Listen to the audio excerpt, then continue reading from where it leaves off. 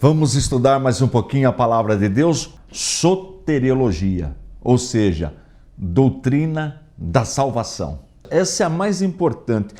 Tem muitas ciências, por exemplo, a engenharia ela é importante para a nossa vida, a medicina e tantas ciências auxiliares são importantes para a nossa vida, mas para a nossa vida temporal, para a nossa vida material. Estas ciências, engenharia, medicina, administração, enfim, biologia, enfim, todas essas ciências, elas são boas, elas nos ajudam na vida material, mas não resolvem o nosso problema espiritual. Você sabia disso? O único livro que resolve de fato, com precisão, com exatidão, a nossa questão espiritual é a Bíblia. E o tema mais importante da Bíblia é a salvação. Se fôssemos escolher um versículo da Bíblia, falar qual é o versículo mais importante da Bíblia? São milhares de versículos, mas só pode escolher um. Então deve escolher, com certeza, é João 3,16.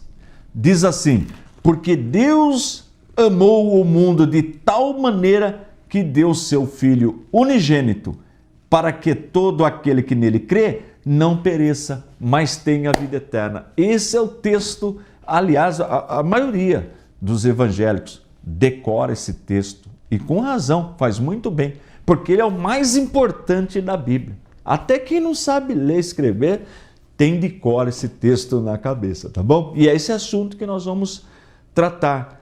Hebreus 12:2, olha aí na tela.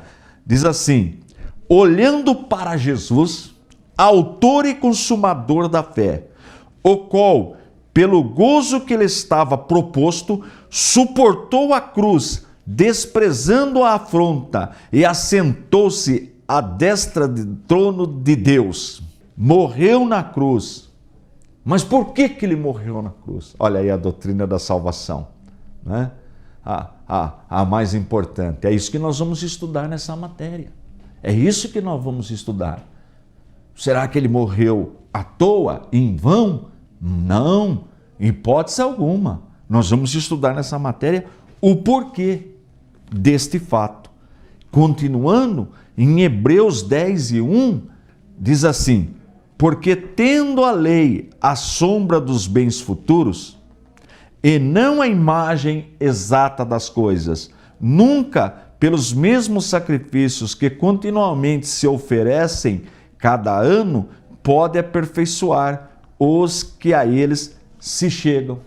Ou seja, quando nós começamos a estudar os 5 primeiros livros da Bíblia, principalmente o livro de Levítico, onde nós vemos a questão da lei, dos sacrifícios, o que o texto está falando? Todos aqueles sacrifícios eram apenas uma sombra do verdadeiro sacrifício que iria acontecer. E qual é o verdadeiro sacrifício? Qual foi o verdadeiro sacrifício? O realizado por Jesus Cristo na cruz do Calvário. Por isso que nós cristãos ensinamos que Ele é o Cordeiro de Deus que tira o pecado do mundo. Lembra da doutrina do pecado? A marteologia que nós estamos aprendendo? Então, o único que consegue tirar o pecado do homem é o sangue de Jesus, a morte de Jesus na cruz do Calvário. Por isso que nós somos salvos. Nós não somos salvos pelas nossas obras. Não, em hipótese alguma. Não. Nós somos salvos pela morte, pelo sacrifício de Jesus, né? Que Deus gratuitamente nos deu. Olha que interessante essa doutrina e que importante, que fundamental. Vamos ler mais um? Hebreus, no capítulo 1, verso 1. Havendo Deus antigamente falado muitas vezes e de muitas maneiras aos pais pelos profetas, a nós falou-nos nestes últimos dias pelo Filho. Está vendo? Por Jesus Cristo. Então Deus se manifesta, Deus fala conosco por meio de Jesus Cristo. Esse é o ensinamento da igreja. É isso que nós devemos fazer. Está vendo por que a igreja prega o evangelho? Porque aliás, a mensagem do bom pregador, é o Calvário. É isso que nós vamos aprender aqui. A mensagem da cruz. Para que você entenda a salvação, primeiro nós estamos estudando a questão do pecado, reconhecer que tem o vírus do pecado.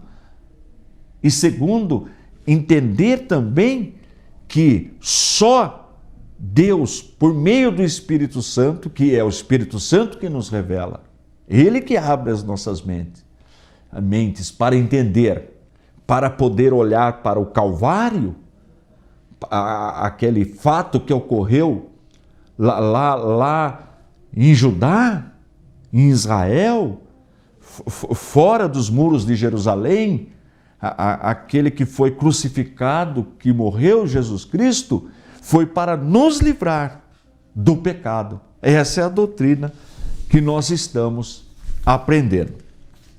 E dentro desta doutrina tem um ensinamento que nós chamamos teoria da vicariedade penal. Talvez você não entenda, mas o que é vicariedade? Então você vai entender agora. Olha só, a vicariedade, substituição penal, no sentido salvífico, explica-nos, conforme o pensamento dos reformadores e a prática do evangelismo, qual a razão crucial da morte de Cristo, fornecendo a compreensão de que essa morte se refere exclusivamente ao compromisso assumido por Jesus de todas as nossas penalidades. Olha que coisa maravilhosa! Ou seja, o que é essa vicariedade penal? É a substituição. Então vamos entender. Uma pessoa está condenada à morte. Então, uma pessoa está condenada à pena de morte porque cometeu delitos e a lei condenou esta pessoa à pena capital, pena de morte. E agora? Essa pessoa não tem como pagar o delito que cometeu. Por isso que está condenada à pena de morte. Mas daí vem alguém que se oferece para pagar a pena daquela pessoa, ou seja, morrer no lugar daquela pessoa. Então isso é a vicariedade, ou seja, a substituição penal. A pena daquela pessoa vai ser paga por uma outra pessoa. Olha que coisa interessante. É essa a teologia, a doutrina que nós ensinamos. Ou seja, todos pecaram. Se o salário do pecado é a morte, se a pessoa que pecar morre e todos pecaram, logo nós estamos todos condenados à morte. Não é a morte física simplesmente sair do corpo, não.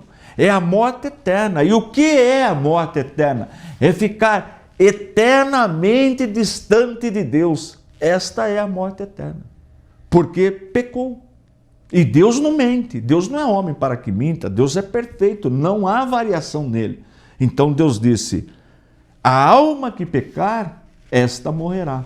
O que Deus está falando? A pessoa que pecar, aí alma é traduzido por pessoa. A pessoa que pecar, esta morrerá. Ora, se todos pecaram, todos estão condenados à morte. Daí entra então a teoria, o ensinamento da vicariedade penal. Que matéria importante. Está gostando da matéria? Está aprendendo? Precisa aprender para evangelizar outras pessoas. Está vendo a importância do ensino da palavra de Deus?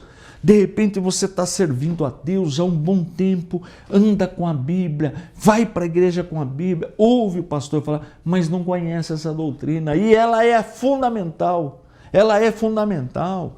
Ela que nos dá segurança, ela que nos dá certeza da salvação.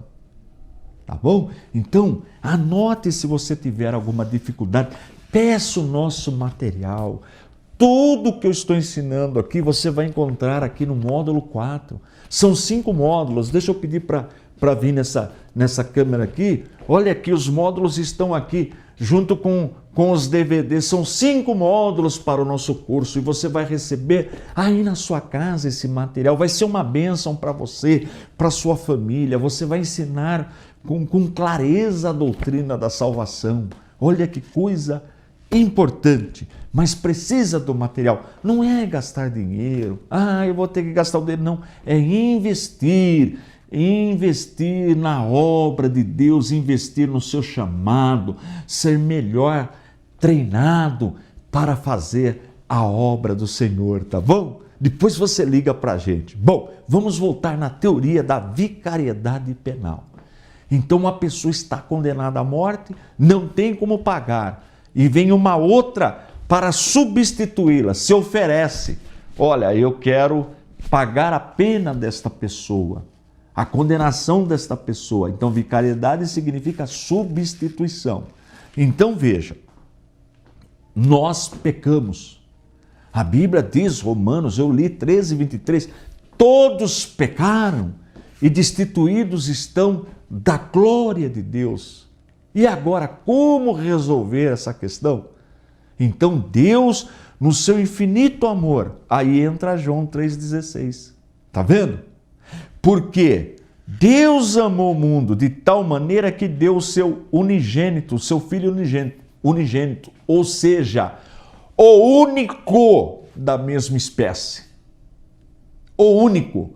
Porque as pessoas dizem assim, nós somos todos filhos de Deus, todo mundo é filho de Deus. Bobagem, isso é uma mentira, não é verdade. Nós somos criaturas de Deus. Esse é o ponto. Nós somos criaturas de Deus. Deus só tem um filho, só um, legítimo, da mesma espécie, do mesmo gênero, da mesma substância. Só tem um, Jesus Cristo. Olha que interessante. E Jesus Cristo, ele, uma pessoa da Santíssima Trindade, porque nós cremos em um único Deus. Nós vamos estudar a Santíssima Trindade. E nós vamos ver que existem 3 pessoas da Santíssima Trindade, o Pai, o Filho e o Espírito Santo. Então, quem foi que morreu na cruz para nos salvar? Foi o Pai? Não. Foi o Espírito Santo? Não. Foi Jesus. Foi o Filho que morreu. Portanto, se Jesus é Deus, o próprio Deus substituiu, pagou o preço da nossa salvação, carregou os nossos pecados. Por isso que ele é o Cordeiro de Deus que tira o pecado do mundo. Mas por que essa expressão? Porque no Antigo Testamento, se você estudar o Antigo Testamento, principalmente o livro de Levíticos, o pecador levava lá para o sacerdote um cordeiro. O que é um cordeiro? É um carneirinho novinho. O cordeiro é um carneirinho novinho, sem mancha, sem defeito. Então ele levava aquele cordeirinho, colocava a mão no cordeirinho e o sacerdote então cortava ali o pescoço do cordeirinho para sair o sangue, derramar o sangue daquele cordeirinho. E a pessoa, uma cena triste, terrível. Ele via aquele animal, o que aquele animal, que culpa aquele animal tinha? Mas era como se fosse uma substituição. Quem deveria morrer era o pecador. Mas ali era a sombra do plano que Deus tinha preparado para nos salvar. Então, quem deveria ser condenado e ir para a morte? Nós, eu, você que está me assistindo, entenda isso. Entenda isso. A senhora que está me assistindo, o senhor, o moço, a moça, analise, faça um exame na sua vida. Você vai ver que nós somos pecadores. Então nós estávamos condenados. Mas Deus fez então o quê? A substituição. Porque o salário do pecado é a morte. E a morte aqui é ficar eternamente longe de Deus, distante de Deus, eternamente. É a condenação eterna, por isso que chama condenação eterna. Mas, como Deus nos ama de tal maneira, e para não ferir a sua santidade, porque Deus é santo, é perfeito. Ele não falou que se pecar morre? Ele não falou? Ele não pode fazer de outra forma. E ele é justo também. A pessoa pratica uma injustiça, vai colher, vai ser condenada. Porque Deus é justo. Deus é justo. Então o que acontece? Para não ferir a sua santidade, nem a sua justiça, Ele mesmo pagou o preço, substituiu a nossa condenação. Por isso que Deus amou o mundo. Deus amou de tal maneira que deu o seu unigênito, o único da mesma espécie, o único da mesma substância, Jesus Cristo. Está vendo? Que morreu por nós. Então ali na cruz do Calvário, ele cravou ali na cruz os nossos pecados. Foi uma morte terrível, uma coisa terrível. Ele sentiu sobre ele todo o pecado da humanidade, sobre Jesus Cristo.